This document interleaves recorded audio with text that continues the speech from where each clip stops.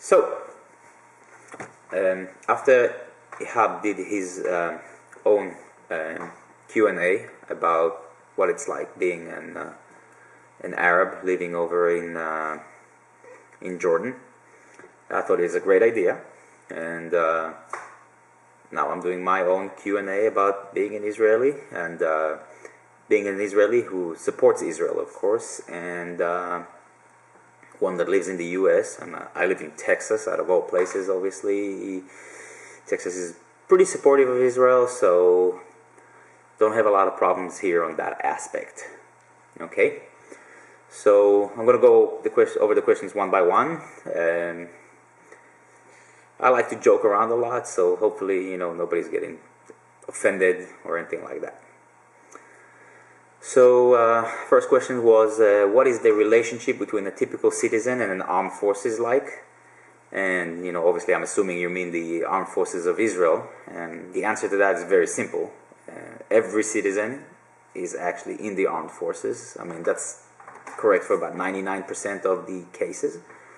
And, I've done my military service. Every able man does his military service.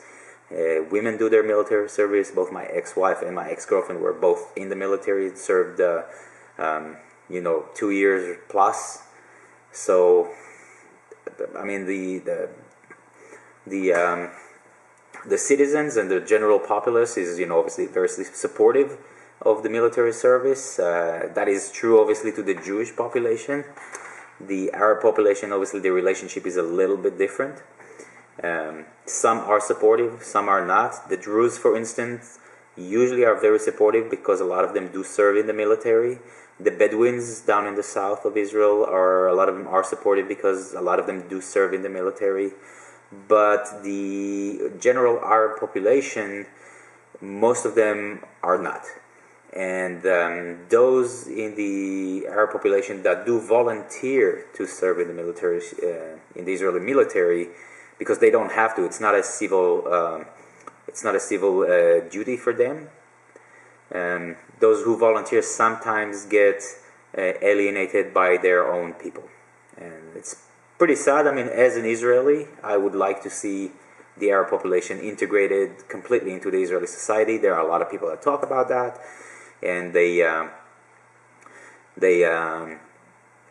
think that this will do good, and some people obviously think that it's not a good thing because of security reasons. So I hope that answers that question. The second question is I've always noticed that Jews are still attached to religion in Israel, no matter how secular they are. Is that true?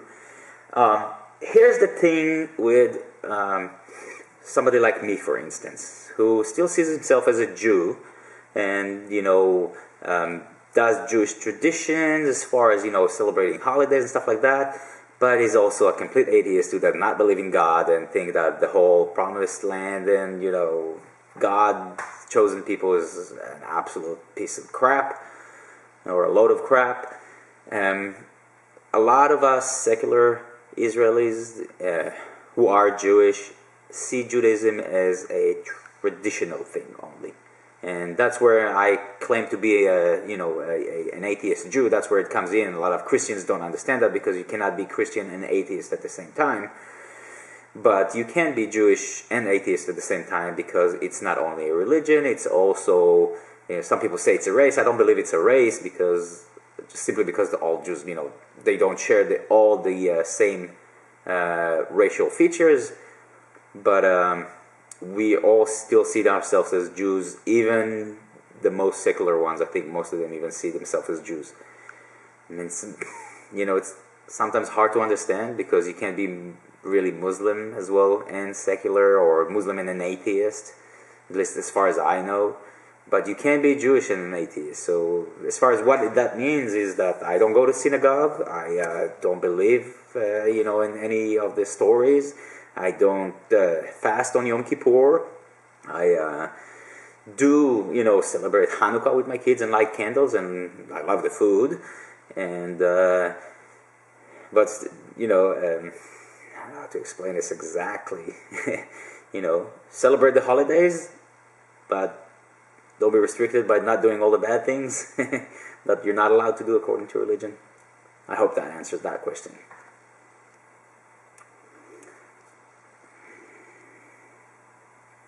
The next question was, do you believe the Palestinian people and their country ever existed?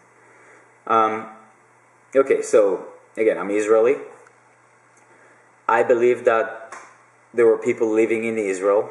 Their definition as Palestinians was not really defined at the turn of the 20th century. Obviously, there was never a Palestinian state; it never existed. But so, what would have happened if the Jews did not come to Israel to go back to their homeland, and the Palestinians eventually got self-rule from the British? I think they probably would have had a Palestinian state by then. What it would look like, I think the best chances they had were maybe be as good as Lebanon or be as good as Jordan. But here's the big difference: is I think that the Arabs that live in Israel, for instance, they enjoy a lot more freedom and a lot more prosperity and a lot more security than any of their brothers that live in any other Arab country. And most of them will admit to it, even though they are pro-Palestinians a lot of times.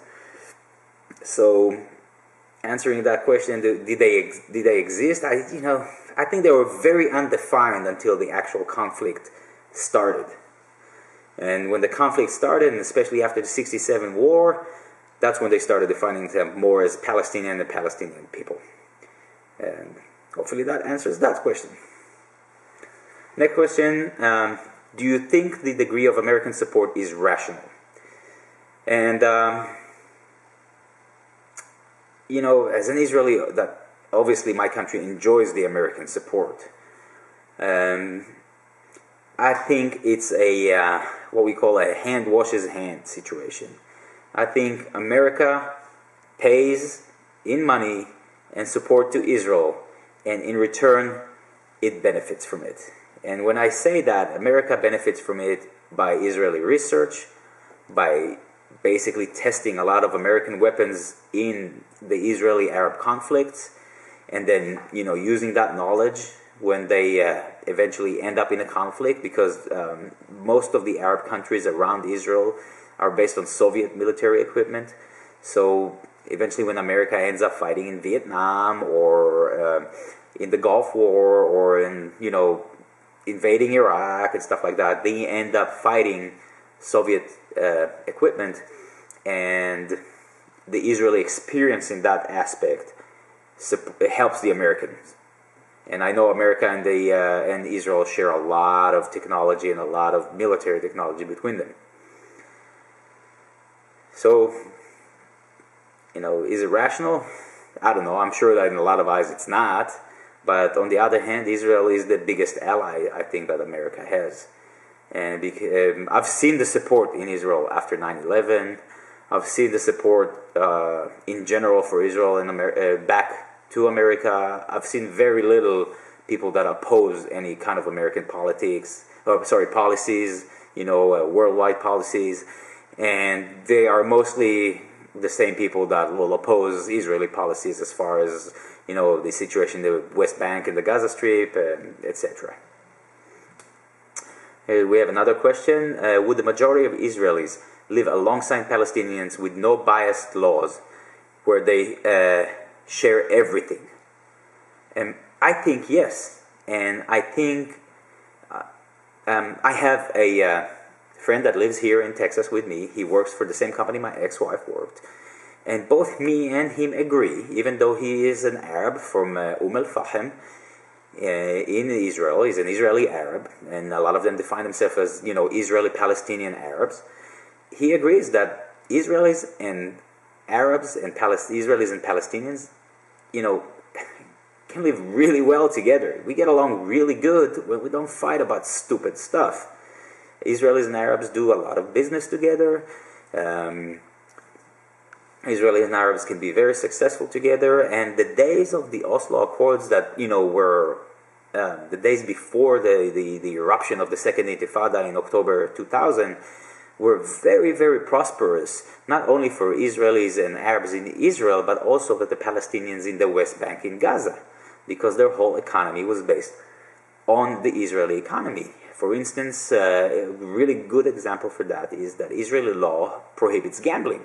However, the Palestinian Authority decided to not prohibit gambling. And along with Israeli and European investors, they've opened a huge casino in Hebron. And it was packed with Israelis. These were the clientele that, that was the clients that will go over there to gamble in Hebron. And there were buses going from Tel Aviv to Hebron all the time. And with the eruption of the Second Intifada, that obviously completely stopped. The whole thing collapsed. The whole West Bank and the whole of Gaza Strip almost completely collapsed economically, because the whole economics is based on giving services, and the whole construction industry was based on Arabs and Palestinians from the West Bank and Gaza. So can we live together? Of course, yeah, we can, but it has to do, everything is related to the security issues. If people feel secure and they don't feel threatened by each other, yes, they can do that. Okay, next question is, why Texas? Well, here's why. Israel's probably biggest export, alongside with, military knowledge, is IT. And my ex-wife works for a big Israeli company that gives services to AT&T. AT&T is based here in Texas, in North Dallas area. And they have a lot of Israelis that work for them as a contracting company. So they do all the billing, they do all the services for AT&T, and they do this for a lot of other American companies. So that's why Texas. All right. Next question is, well, what was the point of posting this and not answering questions? Well, the point was to make a video, and I've answered that in the original post. And now come the question about the accent that we were laughing about. So I'll do my blatant Cockney accent, all right. And I don't really know what to say, but when I lived in London, I love testing my accent. Obviously I get laughed at, but to me, not all English people sound the same. I can tell the difference between somebody that lives in East London and somebody that lives in North London. I can, tell the difference between a fucking Irish accent or a Scottish accent. I don't know how good it's going to sound on the video, but at least in my head it sounds funny. Next question is, what was it like growing up there? Expectation, discipline, school people, traditions. I remember a happy childhood. I grew up, I was born in 72, so I grew up in the late 70s and, early 80s. That was the days before the first Intifada, and I can tell you, since we're, this is almost today we're talking a lot about the relationship between Israelis and Palestinians. I can tell you that in the late 80s, my parents did a big renovation in the apartment that they were living at, and the contractor was obviously an Israeli guy, but he was employing these two Arab guys, and they were probably in their, as far as I can remember, late 20s, 30s, something like that. And I remember one guy's name, I don't remember the other one, because I befriended him. His name was Taisir. And Taisir would teach me Arabic, and my parents would leave the house and live with Taisir and, what was the other guy's name? I don't remember his name, I'm sorry. But Taisir and me and the other guy would sit down and we'll eat together, and he will teach me Arabic, and we'll talk about this and that, and he would correct my Arabic, and it was a lot of fun, and I really enjoyed that experience. Then came the Second Intifada, and it's simply became, very dangerous to allow Palestinians come into your house. And people think, oh, well, but not all of them are like that. Yeah, I agree, not all of them are like that. However, you can't tell. They're not wearing a T-shirt saying, I'm going to kill you. And in many instances, that's what they did. And it's very sad, but I think that the people that got hurt by it the most were the Palestinians themselves, because once a few of your friends do that, nobody wants to employ you, even if you're good, if they don't trust you. So that was kind of like, as far as security as being as a kid. Expectations, I don't know. I can approach it from different aspects. Discipline, Israel is a rather relaxed society. I always laugh that Israel is, as far as disciplines, they're so-so. The biggest joke that I said in Israel, we don't have such a thing as a line or a queue in England. What we have is a mass of people that are all trying to fight over who's going to get to the head of the line first, or the head of the mass first. And that was the way when I grew up in high school, for instance. If you wanted to get something to eat at the little kiosk that we had, you had to fight for it. And that's one thing I hate about Israel, because the discipline is, I think, in my opinion, is lacking. As far as school goes, I mean, schools are, I think they're pretty good in Israel. It's obviously up to the individual. I think the level of education that you get in the U.S., especially as far as educating you to being a good person, is higher. And I see it in the way my kids change, because they grew up here in the U.S. until about a year ago, and then they moved to Israel. And it actually hurts me to hear what my kid says about Arabs, because he learns that from school, from the other kids. And obviously the relationship right now are very, very tense. In Israel, obviously everybody blames the Arabs for everything, because that's the way things work. You blame your so-called enemy, even though I don't believe that most people see Arabs and the Israeli Arabs, or even the Palestinians, as like just an enemy. But I see how they change, and I don't really like it. The people in Israel is a mix of Europeans and, basically Middle Eastern traditions. So Israelis are on one aspect very, very aggressive, but on the other aspect they're also very, very honest.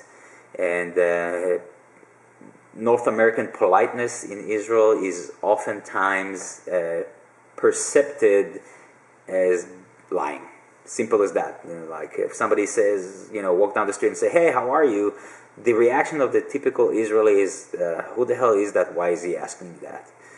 Because it's none of his business, or why is he showing any sort of interest in me? As far as traditions go, I mean, a lot of Israel, like I said, even the ones that are seculars, we celebrate the holidays, we respect the holidays, and things like that. But like for instance, when I grew up, I mean, I'm obviously circumcised. Almost everybody circumcised their kids in Israel, even if they're secular. And this is mostly I would say a social, not a socialist thing. Like it's socially accepted to be circumcised, and it's not really accepted to be non-circumcised. And I did my bar mitzvah, for instance, but that's about as much as religion as I had. It's more of an experience for me, the bar mitzvah, than actually a religious thing. Okay, we're gonna go the next question. This one is the funny one. Muslims blow themselves up and get 72 virgins. Is it true that if a Jew blows himself up, he gets $72 million US? No, Jews do not blow themselves up, and the main reason is if you die, somebody else gets your money. It's very simple, okay? But in general, I mean, if I'll take it as a serious question, it's committing, I'll call it, a religious suicide, like we see suicide bombers do from the extreme Muslim side, is not accepted in Israel. It's considered a shame. We did have a few people that did several like for instance, if you look at the Goldstein massacre over in the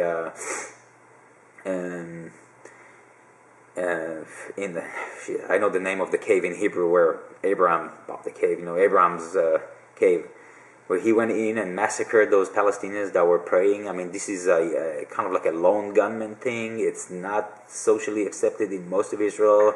I know the crazy settlers, they made him into like a saint, which is exactly the same thing as they do in the extreme Islam. It's absolutely disgusting, and I think that Israel should have treated his body after he died, and just buried him like they do with every other suicide bomber and everything like that, to make sure that his grave is not becoming like the mecca of the crazy religious people. But they didn't, and unfortunately it is, and these guys celebrate him, but I'm happy to say that most of them are an extreme minority in Israel. Okay, I'll cut the next question a little bit short, but it says, our media paints the region as an area to basically avoid if possible, but then independent media often conflicts with this. How does tourism fare in Israel despite this, do you think? The answer to that is very simple, okay? It all looks scary. But Israel is a very, very different from all the surrounding Arab countries. And when you cross the border from Israel to Gaza, for instance, it's a whole different country, okay? Where I grew up, the center of Israel, most of Israel, for instance, is Tel Aviv is like New York. Tel Aviv is more active than almost any American city that I've seen. Everything is open up late, everybody's partying, there's a lot of cafes and things like that. So as Israelis, we know that the situation, there's always a chance of some crazy guy will blow himself up, but the security forces are doing a pretty good job at keeping those guys away, and Israel is rather safe. Now, they're thinking, they're shooting rockets at you and stuff like that, but for Israelis, we're so used to it that it's like, rockets come, and the next minute everybody comes out and sits in the cafe again. Everybody runs away from the rocket and then comes back and sits in the cafe again. Very good example was the war that we had in 2006, when the IDF fought the Hezbollah in Lebanon. The Hezbollah missiles got all the way kind of south to Haifa. Everybody in Tel Aviv were partying, because they know as long as they're not getting shot at, life continues as usual. Now, what happens as far as tourism is that, I know the tourists are scared. So what happened in tourism is you see a change, and instead of Israel being a really good place for tourism from Europe, like it should be, because of the security situation, it turned into a very good place for tourism, for Jewish tourism. So we have a lot of rich French Jews that buy apartments in Israel, and they use them as vacation apartments. It has a side effect of making the housing prices go up so high that it's impossible to buy a house in Israel. The price of an apartment a one-bedroom apartment in Tel Aviv is more expensive than a house in Plano, Texas, where I live, and it's ridiculous. It's completely irrational. But Israel has a lot to offer as far as tourism, and as long as the situation is quiet, and not like what we had in the last month or so, it's gorgeous. The beaches are some of the nicest that I've seen in the world, and I've traveled around. The sand comes from the Nile of the delta of the Nile over from Egypt. It's been carried around, for I don't know how many millions of years, spread around the coast of Israel, and you can actually see the difference between the regular sand and the sand that we have on the shore itself. And it's really, really nice. Those of you that are maybe Facebook friends with me can see some pictures that I've posted from my last trip in Israel, which is right as the whole mess started in this last month. And it's gorgeous. You sit on the beach, you got restaurants, they serve food to you, so it's very, very nice. It is a little bit expensive, but if you come from Europe, I guess the price is not that bad, and the flight is very short. So anybody that is thinking about going to Israel, I would recommend it. I think it's a great place to go and to enjoy, as long as it's quiet, and it is quiet most of the time. Okay, this was the last question. Hopefully, I've answered most of them. I'll be more than happy to take more questions, and you can do that in the post where I'll post this video. Now I'm going to go edit it and hopefully upload it tonight. Tschüss.